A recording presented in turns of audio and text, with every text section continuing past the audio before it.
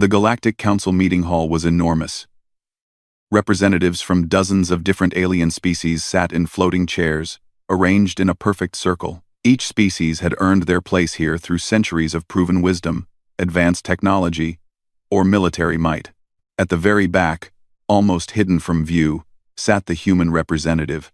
Ambassador Sarah Chen looked small compared to the massive Kronar warriors with their thick armor and glowing red eyes. She seemed fragile next to the tall, elegant Etherians who floated instead of walked. Even the insect-like Hive Queen's drone towered over the human woman. After 50 years in the galactic community, humans were still considered the baby species. The other council members had good reasons to think this way. When humans first made contact with galactic civilization, Earth was a mess. Wars were ending, cities were rebuilding, and humans seemed amazed by even basic alien technology. They asked for help with everything: medicine, energy, food production, space travel. Humans needed guidance like children. In council meetings, humans always voted for peace. When the Kronar wanted to attack the rebels on Sigma-7, humans suggested talks instead. When the Etherians wanted to claim the mineral-rich asteroid belt of Tau Ceti, humans proposed sharing agreements. Other species found this amusing. Humans were so innocent, so hopeful that everyone could just get along. Humans, the Kronar general had once said, are like small animals that think all predators are just misunderstood. The council had laughed at this. Even Ambassador Chen had smiled politely. Today's emergency meeting was different. The Zephyrian Empire had done something that shocked even the hardened council members. 3 days ago, their massive fleet had surrounded Kepler 442b, a small human farming colony. The Zephyrians were known for being aggressive, but they usually picked on species their own size. Kepler 442b was home to 2.3 million humans. They grew food and raised livestock. They had no weapons, no military bases, no defenses at all. It was the kind of peaceful colony that humans seemed to love building. The perfect target for someone wanting to send a message. The attack had been brutal and quick. Zephyrian warships had destroyed the orbital stations first. Then they landed troops. The colonists tried to surrender, but the Zephyrians were not interested in mercy. They killed anyone who resisted and took the rest as slaves. Emperor Vextar of the Zephyrian Empire made sure the whole galaxy watched. His ships broadcast the attack on all frequencies. The galaxy saw human farmers begging for their lives. They saw children crying as soldiers dragged their parents away. They saw homes burning while Zephyrian troops celebrated their easy victory. The message was clear. Humans were weak. Anyone could take what they wanted from Earth's colonies, and the humans would do nothing about it. Most council members expected Ambassador Chen to ask for help. They thought she would beg the council to send peacekeepers, or maybe pay a ransom for the prisoners. Some of the kinder species were already preparing to offer aid. The Etherians had started calculating how much food Earth might need if more colonies were attacked. When Ambassador Chen stood up to speak, the chamber grew quiet. She was a small woman in a simple blue uniform. Her gray hair was pulled back, and her face showed no emotion. She walked to the center of the chamber, where the speaker's platform waited. "Honored council members," she began, her voice calm and steady. 3 days ago, the Zephyrian Empire attacked our colony at Kepler 442b. They killed innocent people and took 2.3 million human beings as slaves. Several council members nodded sadly. The Mercantile Union's representative was already preparing trade agreements to help Earth recover. The Hive Queen's drone buzzed sympathetically. Emperor Vextar has declared this attack to be justice for humanity's interference in Zephyrian expansion plans. He claims humans are too weak to deserve protection under galactic law. More nods. This was exactly what everyone expected humans to complain about. Then Ambassador Chen said something that made the entire chamber freeze. The Zephyrian Empire has 72 hours to return every human taken from Kepler 442b. They have 72 hours to surrender all military personnel involved in war crimes against civilians. This is not a negotiation. This is not a request. This is a statement of terms. The silence that followed was complete. No one moved. No one breathed. Then the laughter started. It began with the Kronar General. A deep rumbling sound that shook the air. The Zephyrian representative, a proud warrior named Commander Thokmor, started laughing so hard he had to hold his sides. Even some of the peaceful species couldn't help but smile at the absurdity of it. Humans? Making demands? Humans couldn't even protect one farming colony from a single Zephyrian fleet. Now they were threatening the entire Zephyrian Empire? It was like watching a mouse threaten a lion. "Did you hear that?" Commander Thokmor managed to say between laughs. "The little human thinks it can give orders to the mighty Zephyrian Empire. What will you do if we refuse?" called out the Kronar General. "Send us angry messages? File complaints with the Council?" Ambassador Chen waited for the laughter to die down. Her expression never changed. When the chamber was quiet again, she spoke one more time. 72 hours, she repeated. Then she turned and walked out of the chamber. The laughter started again as soon as she was gone, but it sounded different now. A few council members noticed that the human had not explained what would happen after 72 hours. She had not threatened war or demanded council intervention. She had simply stated a deadline. Commander Thokmor was already sending messages back to Emperor Vextar. The Emperor would find this very amusing. The humans were even more pathetic than anyone had imagined. They could not even make proper threats. As the council session ended and representatives returned to their ships, none of them suspected that everything they thought they knew about humanity was about to change. In exactly 71 hours and 43 minutes, the galaxy would discover what humans really were, and they would never laugh at Earth again. The message reached Emperor Vextar while he was enjoying dinner in his palace on Zephyr Prime. Commander Thokmor's report made him laugh so hard that he choked on his drink. Humans making demands, setting deadlines, it was the best entertainment he'd had in years. "Send them another broadcast," he ordered his communication officer. "Show them more of their precious colonists in chains. Let them see what happens to species that challenge the Zephyrian Empire." Within an hour, new footage was being transmitted across the galaxy. Human prisoners from Kepler 442b were forced to work in the mining operations on Zephyr Station 7. Children cried for their parents. Adults collapsed from exhaustion.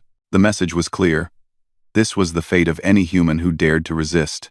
The footage reached Earth and was broadcast on every human world. The reaction was exactly what the galaxy expected. Protests in the streets. Angry speeches from politicians.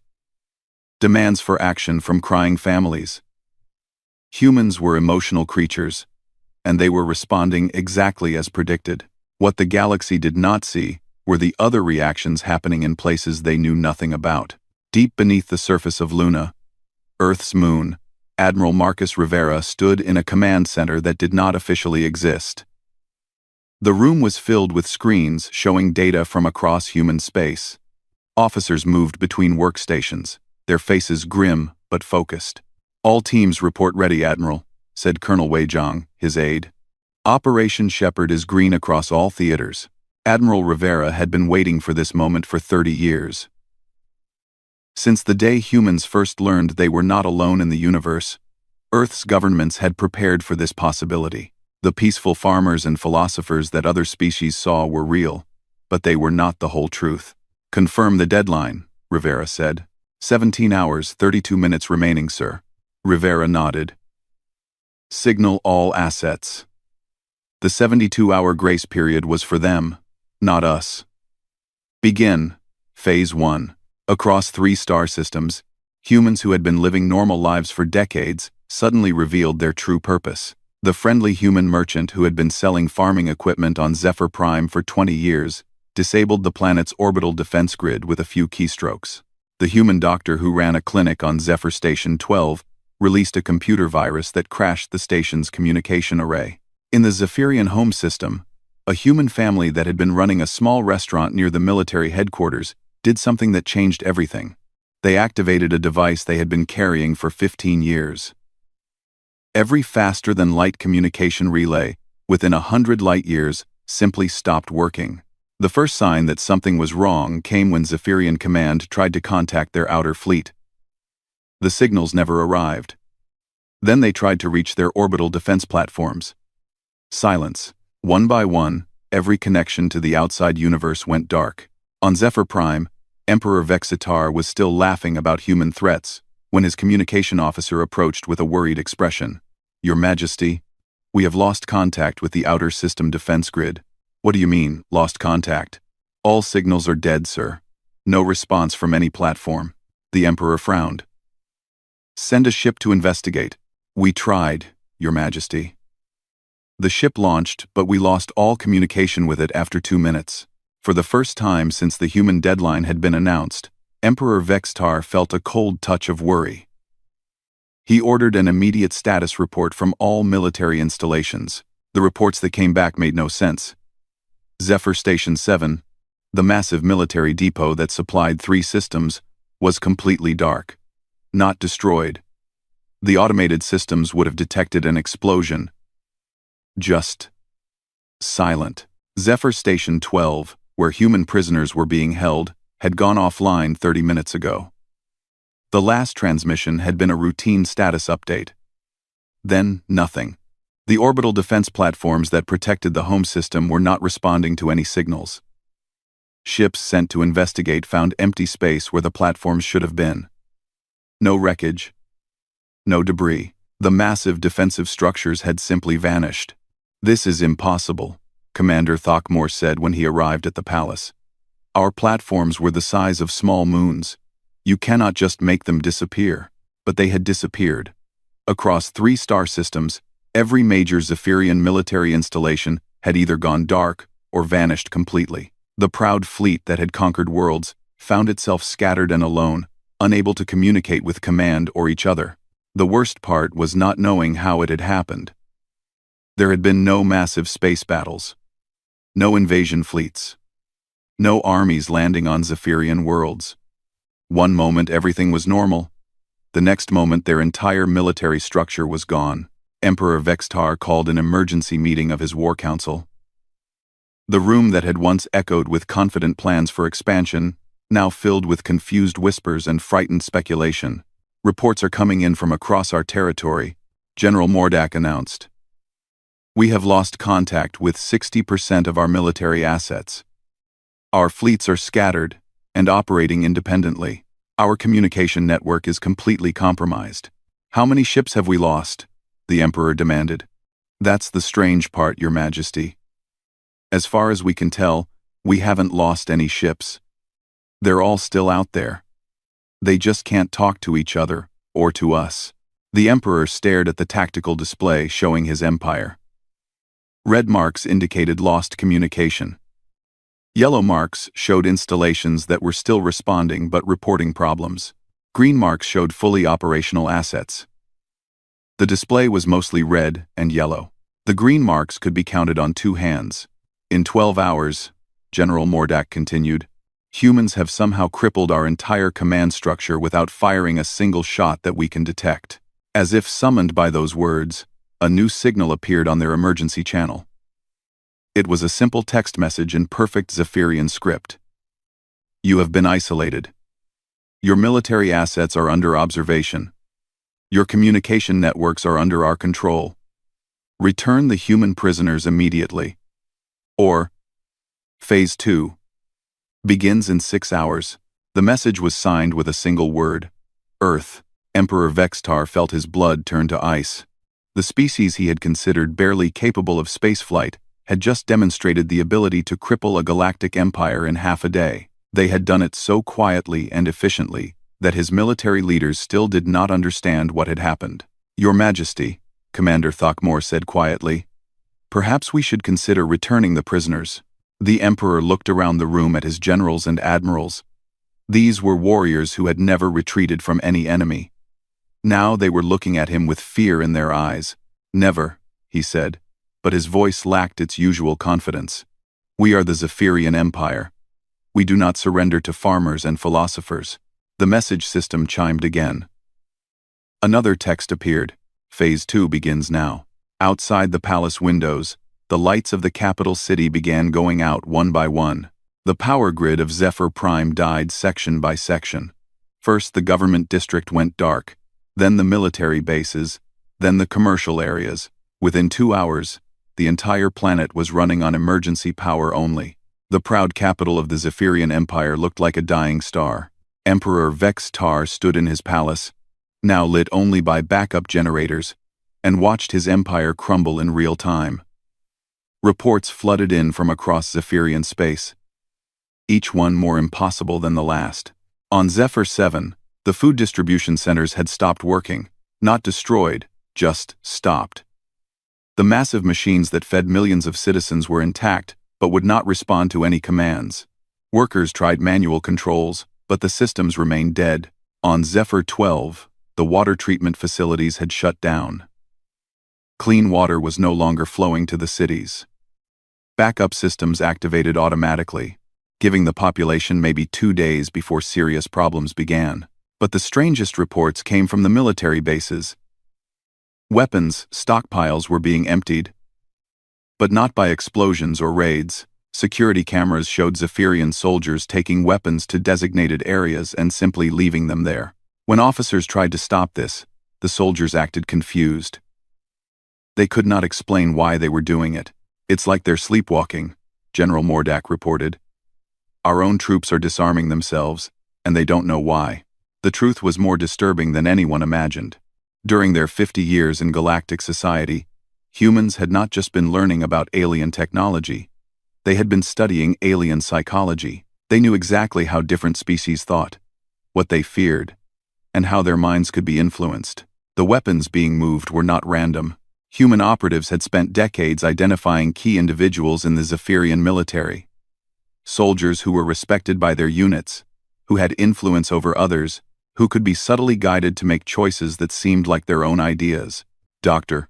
Sarah Kim had been studying Zephyrian psychology for 25 years. She worked at the University of Human Cultural Exchange on Zephyr Prime, a research facility that everyone assumed was devoted to peaceful academic study. Her real job was mapping the social networks that held Zephyrian society together. Zephyrians base their entire culture on strength and honor, she had explained to Admiral Rivera during the planning phase. If you can make them question whether their leaders are strong enough to protect them, the society will start to collapse from within. Now her research was being put to use. Carefully crafted messages were being sent through Zephyrian communication networks. Not propaganda or obvious lies, but simple facts, presented in ways that made people ask questions. A message would appear on a military base's internal network, showing power consumption data. Just numbers.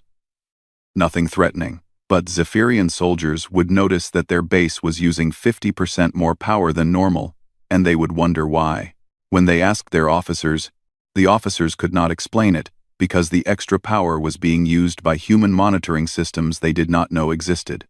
Another message would show shipping records.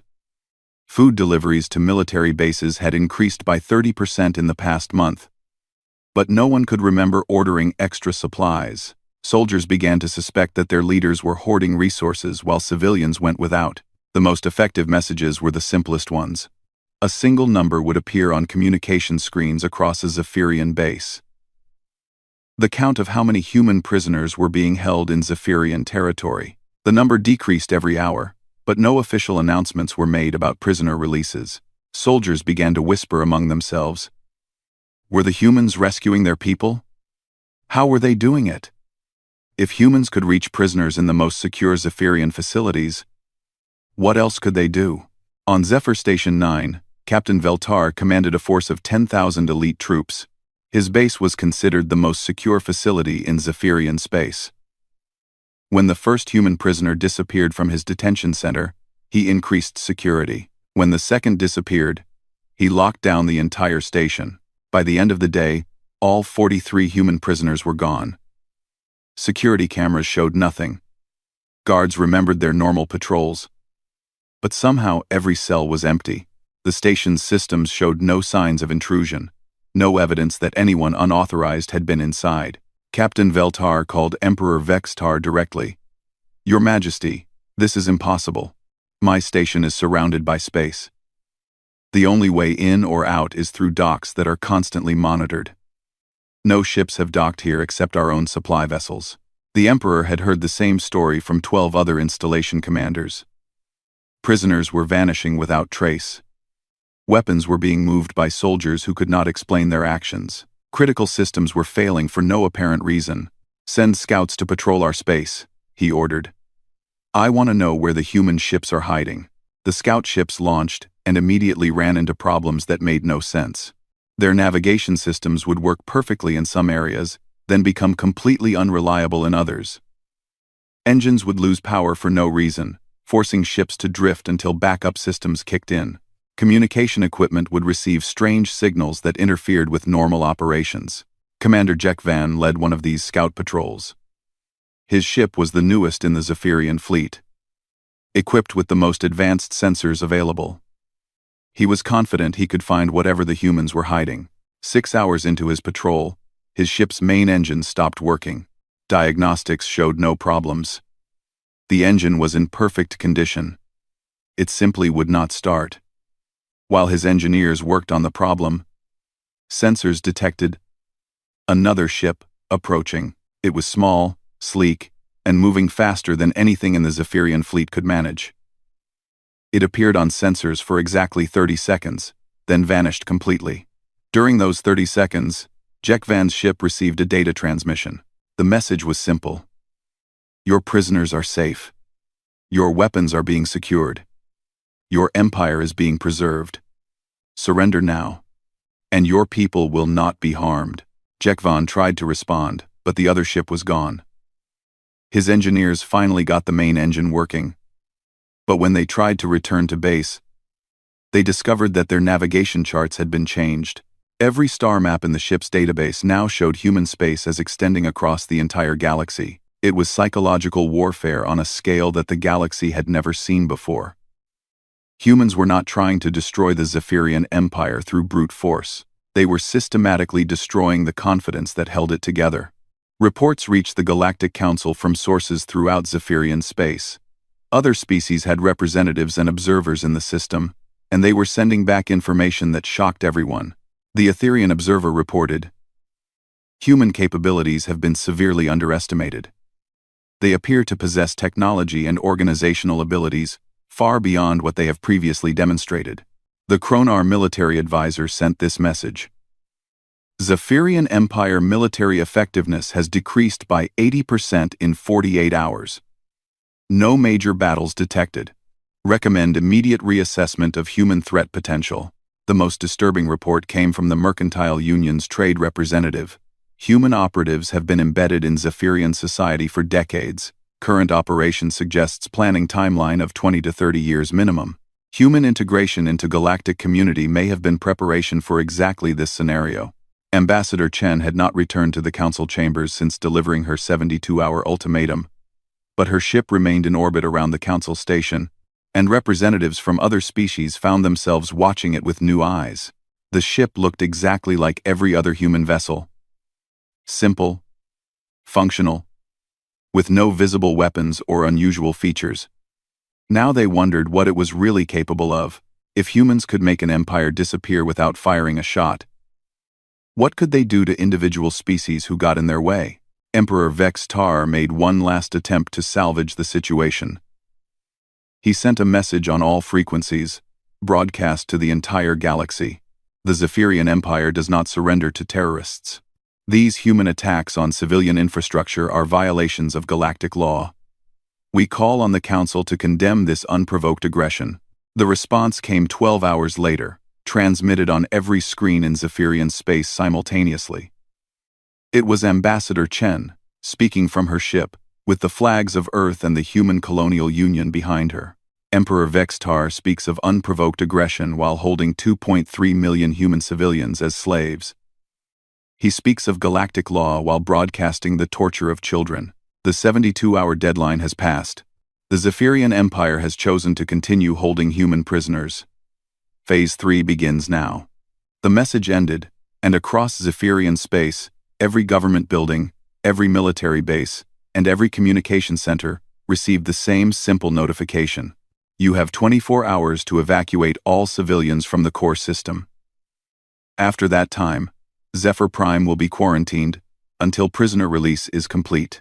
No one in the galaxy understood what a human quarantine meant. They were about to learn.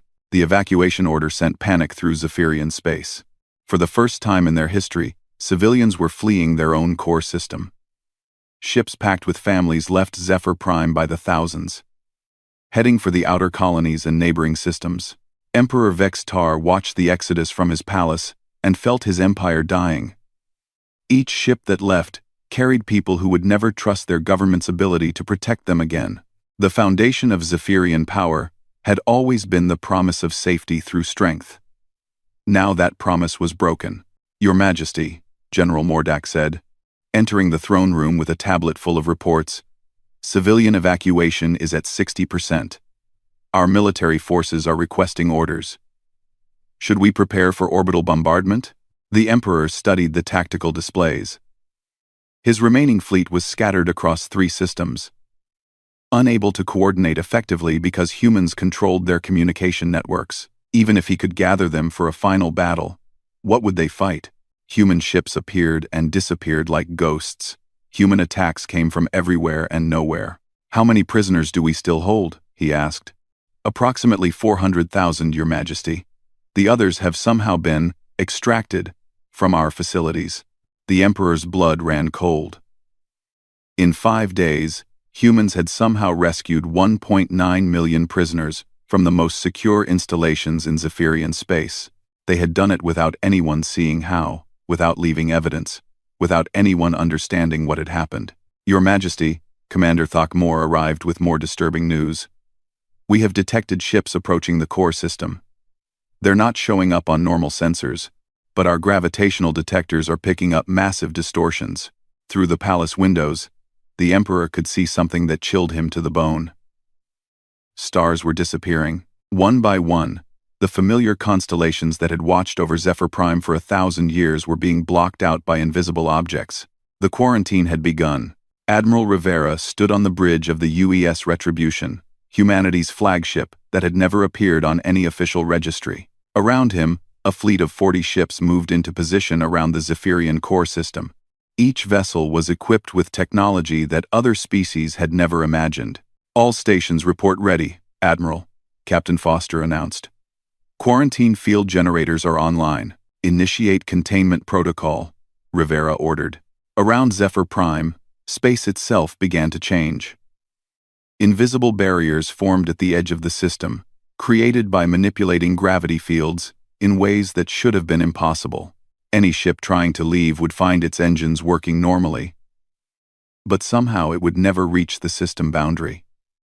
Space would fold back on itself, trapping vessels in an area they could enter but not exit. The Zephyrian fleet tried to break through. Admiral Koltar led 50 ships in a desperate charge toward what his sensors said was empty space. His navigators confirmed they were moving at full speed directly away from Zephyr Prime. After 6 hours of travel, they should have been light years away. Instead, they found themselves back where they started. "This is impossible," Admiral Koltar reported to the Emperor. "We have traveled in a straight line for 6 hours. Our instruments confirm we maintained course and speed, but we are in the exact same position we started from." Dr. Elizabeth Warren, the physicist who had developed the quarantine technology, watched the Zephyrian attempts to escape with professional satisfaction. Her team had spent 30 years figuring out how to create localized space distortions large enough to contain an entire star system. "They're trying to understand it with conventional physics," she explained to Admiral Rivera. "But they don't realize we're not just bending space. We're creating a closed loop. From their perspective, they're traveling normally, but space itself is curved back on itself. They could travel for 1,000 years and never reach the boundary." Inside the quarantine zone, the psychological pressure was becoming unbearable. Zephyrian civilians who had not evacuated found themselves trapped in a system where the rules of reality no longer applied. Ships could leave but never arrive anywhere else. Communications could be sent but never reached their destinations. Even light from outside the system was being bent back, making the stars themselves disappear. The effect on Zephyrian society was exactly what human psychologists had predicted. A culture built on conquest and expansion could not survive being caged. Protests erupted on every inhabited world. Military units began deserting their posts. Some officers started openly questioning whether the prisoners were worth this nightmare. Emperor Vex-Tar called another emergency session of his war council. The room that had once been filled with proud warriors now held broken leaders who jumped at shadows. Options, he demanded. We could try to negotiate, suggested General Mordak. Perhaps if we returned half the prisoners. Never. We do not negotiate with terrorists. We could attempt to contact other galactic powers, Commander Thakmor offered. The Kronar might intervene if we offered them territorial concessions. Admiral Rivera had anticipated this possibility. When Zephyrian communications tried to reach outside the quarantine zone, they found their messages being intercepted and replaced. Any calls for help were edited to make them sound like routine status updates. To the outside galaxy, the Zephyrian Empire appeared to be operating normally. The isolation was complete and terrifying. The proud empire that had conquered 3 systems was now trapped in a bubble of twisted space, cut off from the universe, slowly consuming itself from within. On the 7th day of the quarantine, something unprecedented happened. A group of Zephyrian military officers approached the palace under a flag of truce. They were not rebels or deserters. They were decorated veterans, loyal soldiers who had served the Empire faithfully for decades. Captain Mordeth spoke for the group. Your Majesty, with respect, this war cannot be won. The humans have demonstrated capabilities beyond our understanding. Our people are suffering while we hold prisoners who may not even be worth the cost of this conflict. Emperor Vex-Tar felt his authority crumbling. When even his most loyal officers were questioning his decisions, the Empire itself was dying. You would have me surrender to farmers? He asked. Your Majesty, Captain Mordeth replied. These are not farmers. I have fought in 12 campaigns across 6 systems. I have faced every major military power in this sector. I have never seen anything like what the humans have done to us. They have crippled our entire civilization in 1 week without firing a single shot. As if summoned by those words, every screen in the palace activated simultaneously. Ambassador Chen appeared, speaking from the bridge of her ship. Emperor Vex-Tar. Your people have suffered enough. Your military officers understand the situation even if you do not. The quarantine will remain in place until every human prisoner is returned safely. Your empire can end this at any time. The transmission continued with something that shook the Emperor to his core. It was a live feed from inside his own detention facilities, but instead of showing human prisoners in chains, it showed empty cells, every single one. As you can see, Ambassador Chen continued, all human prisoners have now been safely extracted. We are no longer asking for their return. We are demanding the surrender of those responsible for war crimes against civilians, starting with yourself. The transmission ended, leaving the throne room in stunned silence. All of them? The Emperor whispered. Every prisoner? General Mordak checked his tablet with shaking hands. Reports from every detention facility showed the same thing. Empty cells, confused guards, and no explanation for how 400,000 people had simply vanished. Emperor Vex-Tar realized that he was no longer fighting to recover prisoners. He was fighting to avoid being arrested himself. But how could he resist an enemy who could reach into the most secure facilities in his empire and make people disappear? Outside the palace, crowds of Zephyrian civilians were gathering. They were not protesting for war or demanding victory. They were calling for surrender. They wanted their emperor to end the nightmare that had trapped their entire civilization. For the first time in his life, Emperor Vex-Tar felt fear, not fear of death in battle, which would have been honorable, but fear of an enemy he could not understand, could not fight, and could not escape. The humans had not just defeated his military. They had made his entire empire disappear while leaving everyone alive to witness it. Tomorrow, he would have to decide whether to surrender or watch his civilization destroy itself from within. Either way, the Zephyrian Empire, as he had known, it was already dead. The Galactic Council emergency session was called for the 10th day after Ambassador Chen's original deadline. Representatives from every major species had demanded answers about what was happening in Zephyrian space. Reports had been flooding in, but none of them made sense. The Etherian delegation had sent scientific observers to study the Zephyrian quarantine. Their ships approached the system boundary and found nothing. No barriers, no force fields, no visible technology. But when they tried to enter the system, they experienced the same spatial loops that trapped the Zephyrians. Space itself had been turned into a prison. The Kronar military had attempted to contact their Zephyrian allies through quantum communication networks that should have been impossible to intercept. Every message was delivered normally, but the responses that came back were not from the empire they knew. Zephyrian officials sounded defeated, broken, begging for the war to end. The Mercantile Union's economic analysts had detected massive disruptions in trade patterns throughout that sector of the galaxy.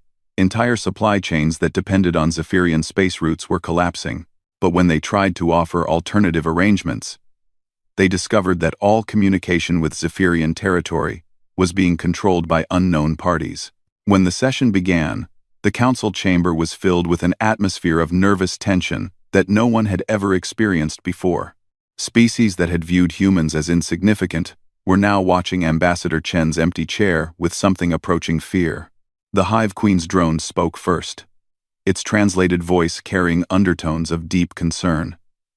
"We request immediate clarification of human military capabilities.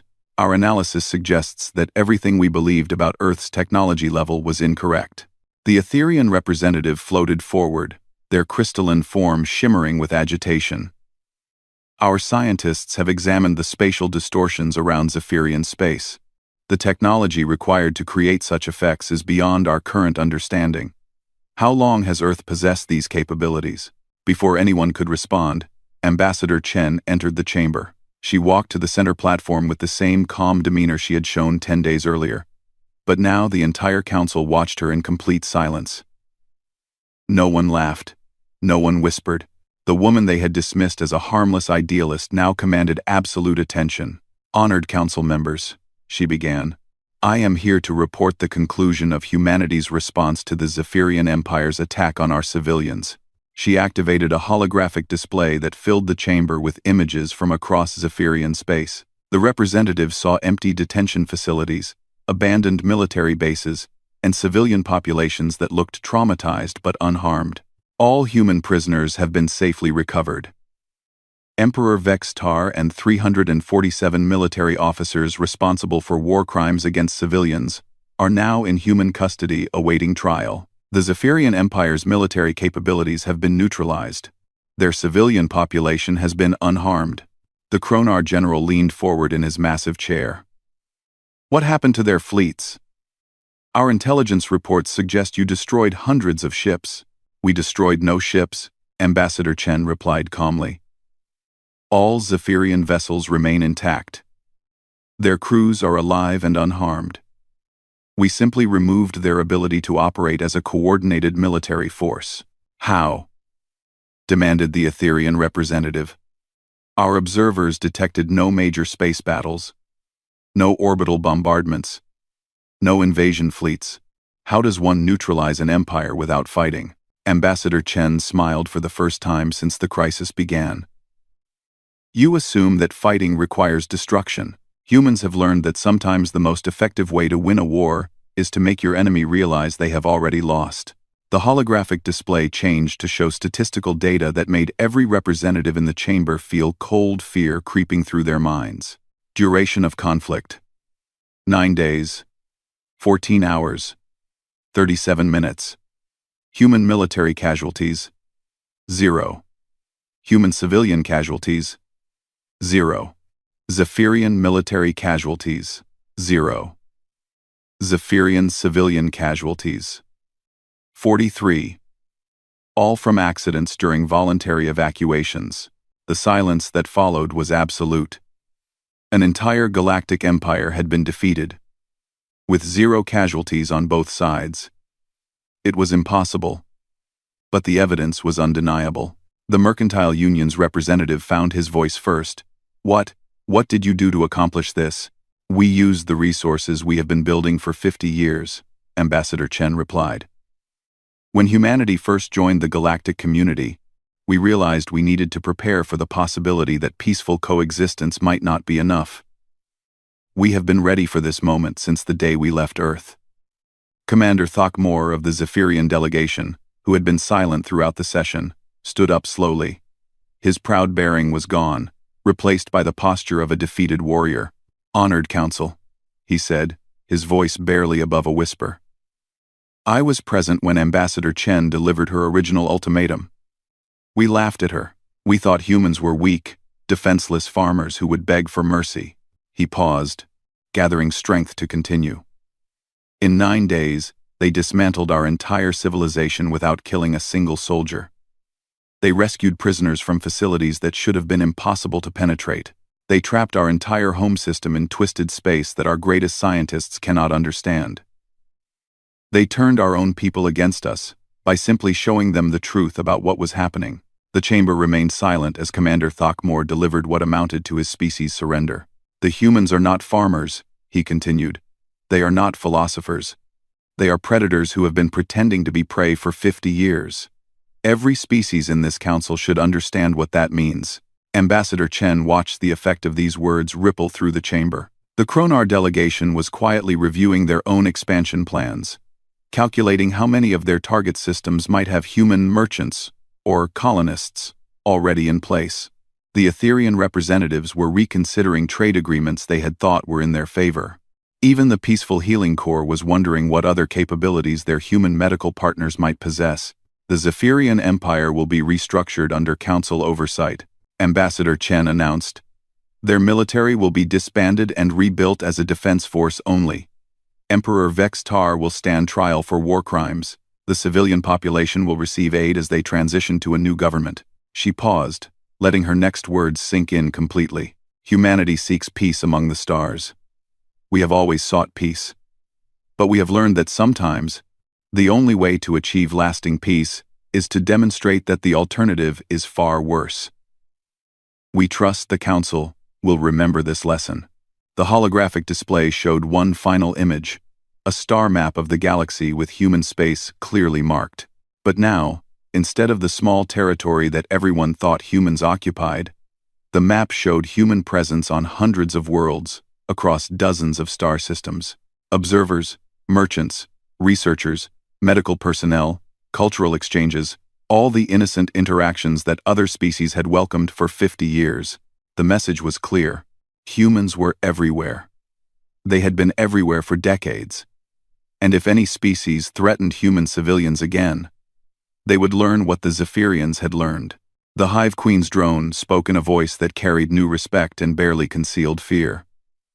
"The Council acknowledges humanity's response to Zephyrian aggression. We request clarification of Earth's future intentions regarding galactic security." "Our intentions remain unchanged," Ambassador Chen replied. "We seek peaceful cooperation, fair trade, and mutual understanding with all species. However, attacks on human civilians will be met with immediate and decisive response. The methods demonstrated against the Zephyrian Empire are always available." She began walking toward the chamber exit, then turned back for one final statement. "The council session when Emperor Vex-Tar first attacked our colony, several of you expressed concern about humanity's military capabilities. You wondered how we would defend ourselves. I hope your questions have been answered." Ambassador Chen left the chamber, her footsteps echoing in the absolute silence.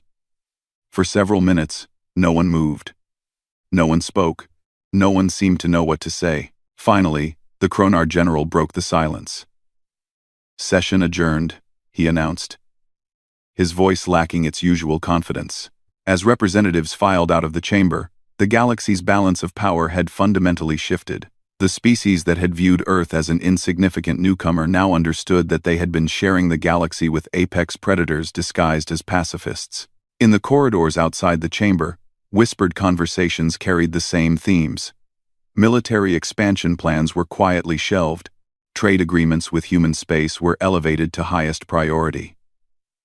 Diplomatic protocols were updated to ensure that human interests were carefully considered before any major decisions. The Etherian representative sent an urgent message to his government. "Recommend immediate technological cooperation agreements with Earth. Their capabilities suggest they are several centuries ahead of our projections." The Kronar general contacted his military high command. All territorial expansion plans involving systems with human presence are hereby cancelled indefinitely. The Mercantile Union's delegate began drafting exclusive partnership offers that would have been unthinkable a week earlier. The galaxy had learned what humans really were. And for the first time in galactic history, the Galactic Council had been left truly speechless.